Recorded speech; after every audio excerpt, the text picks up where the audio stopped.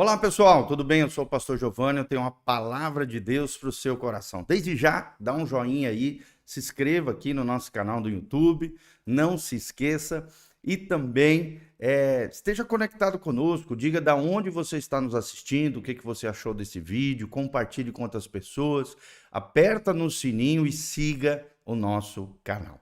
Vamos que vamos, então, continuar nosso estudo sobre 1 Timóteo. Nós estamos numa série de vídeos devocionais aqui, estudando junto a palavra de Deus na primeira epístola de Paulo a Timóteo. 1 Timóteo, capítulo 2, versículo 3 foi o último versículo que nós falamos. O versículo 1, ele fala que nós temos que suplicar, nós temos que orar, nós temos que interceder e que nós temos que produzir ações de graças, né, em favor de todos os homens. No versículo 2 ele diz que nós temos que orar também pelos nossos reis, pelos nossos governantes, a fim de que tenhamos paz e tranquilidade, uma vida quieta e vivendo sempre com piedade e honestidade. Por quê?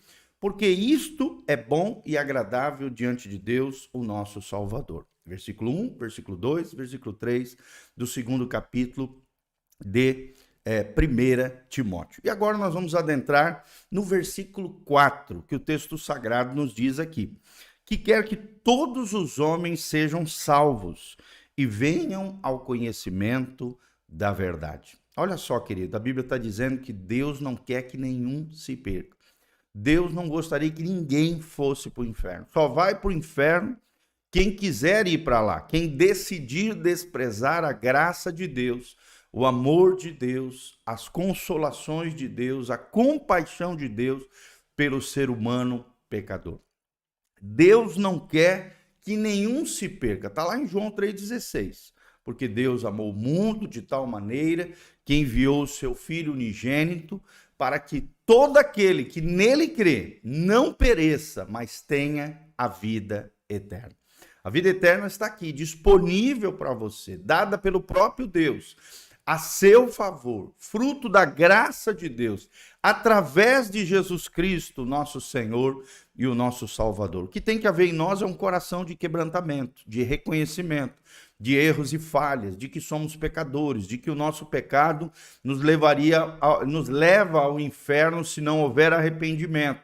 Mas pela graça de Deus, Cristo morreu na cruz do Calvário, e essa graça está disponível para mim e para você. Essa vida eterna está disponível para nós. A fim de que, se com a nossa boca nós confessarmos que Jesus Cristo é o Senhor e cremos com o nosso coração que Jesus ressuscitou dentre os mortos, a Bíblia diz em Romanos 10:9, nós seremos salvos. Então lembre-se disso. Deus quer que todos os homens sejam salvos. Deus quer que todos os homens, e homens aqui é a humanidade, são seres humanos, venham ao conhecimento da verdade. E o texto sagrado nos ensina, João 8:32, e conhecereis a verdade, e a verdade vos libertará. Se o Filho vos libertar, no 36, verdadeiramente sereis livres. Tem muita gente que é escravo dos seus desejos, da sua libido. Tem muita gente que é escravo de pecados, de compulsões, de vícios. Tem muita gente que é escravo de si mesmo, dos seus sentimentos, das suas emoções. Tem muita gente que é escravo de outras pessoas, manipuladoras, tirânicas sobre a sua vida. Tem muita gente que é escravo das circunstâncias, de que tudo vá bem. Tem muita gente que é escravo do dinheiro e de todas as coisas, esses prazeres efêmeros, todas essas coisas transitórias que esse mundo oferece. Mas Deus quer que você conheça a verdade, que a verdade te liberte, que você seja salvo através de Jesus de Nazaré. E aí vem um dos grandes textos da palavra de Deus, 1 Timóteo 2:5. 1 Timóteo 2:5. Olha o que diz o texto sagrado na continuação. Porque há um só Deus e um só mediador entre Deus e os homens, Jesus Cristo, homem. Olha que coisa linda. E Jesus Cristo lá no céu, assentado à direita de Deus Pai, continua sendo o nosso representante humano, sendo humano e divino. Jesus é o único que tem nele duas naturezas. Isso é chamado na teologia de união hipostática. a natureza divina e a natureza humana, numa mesma pessoa. O ser humano, né, os cristãos, os discípulos de Jesus, recebem de Cristo uma nova natureza, uma natureza espiritual, mas eles não são seres divinos, somente Jesus é Deus homem.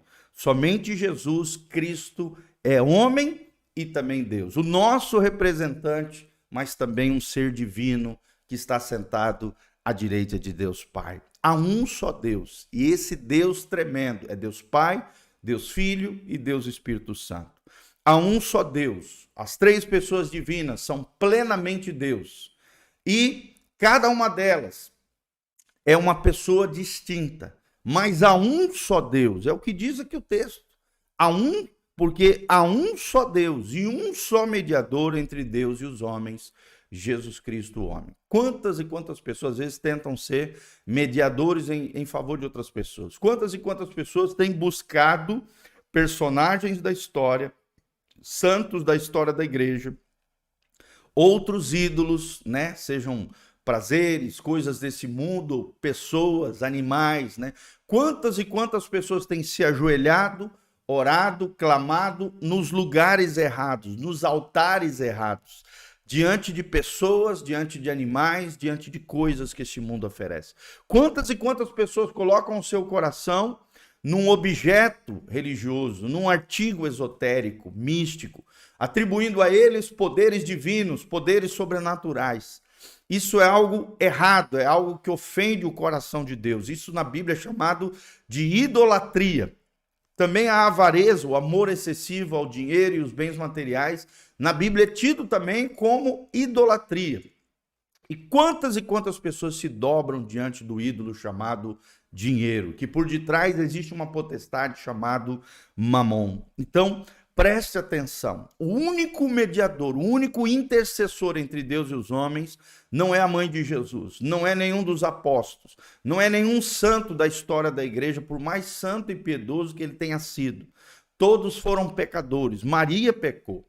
Ela não é imaculada no sentido que ela nunca pecou, não.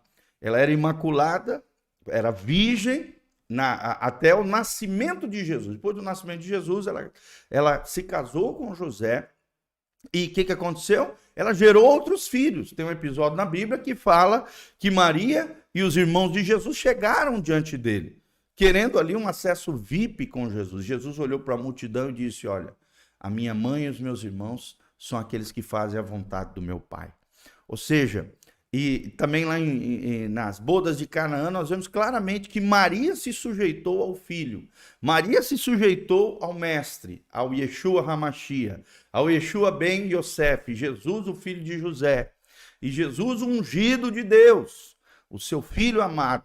É claro que Jesus se submeteu aos seus pais até atingir a maioridade, até iniciar seu ministério, mas você também vê ali o tempo todo Maria, logo em seguida, se submetendo a Jesus, e aqui nós vemos a supremacia, a superioridade de Jesus sobre tudo e sobre todos.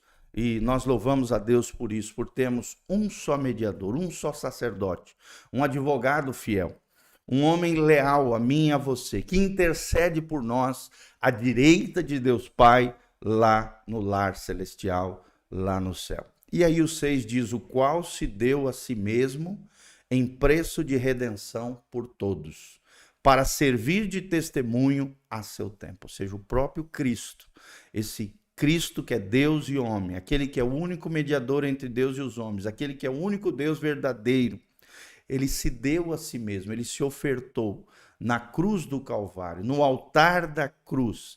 Ele deu a si mesmo como preço da redenção por todos, ou seja, como alguém que carregou sobre si os nossos pecados, para que eu e você fôssemos libertos, redimidos, transformados pelo poder de Deus, restaurados, reconciliados pelo Pai, justificados, declarados justos perante Deus.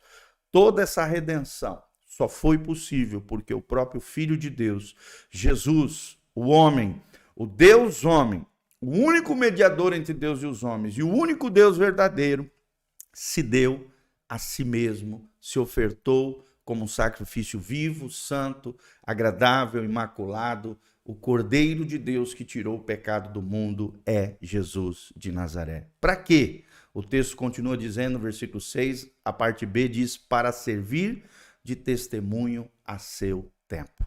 Assim como Jesus deu a si mesmo, se entregou, se doou, se sacrificou em favor de todos os seres humanos e de maneira eficaz, é claro, de maneira potencial, de forma universal a todos os homens, mas de maneira eficaz somente aqueles que creem no seu nome, somente aqueles que abrem o seu coração e a sua vida e se colocam diante de Jesus de Nazaré como Senhor e Salvador das suas vidas. Este sim tem a salvação, a vida eterna em Cristo Jesus, o nosso Senhor. Então, da mesma maneira que Jesus se sacrificou em favor dos outros, que você, pai, mãe, se sacrifique em favor dos seus filhos, que você, líder, se sacrifique em favor dos seus liderados, que você, irmão e irmã, se sacrifique, se doe, ame, sirva todas as pessoas que estão ao seu redor, a fim de impactá-las, oferecendo o melhor da sua essência, do seu ser, do seu coração, da sua vida,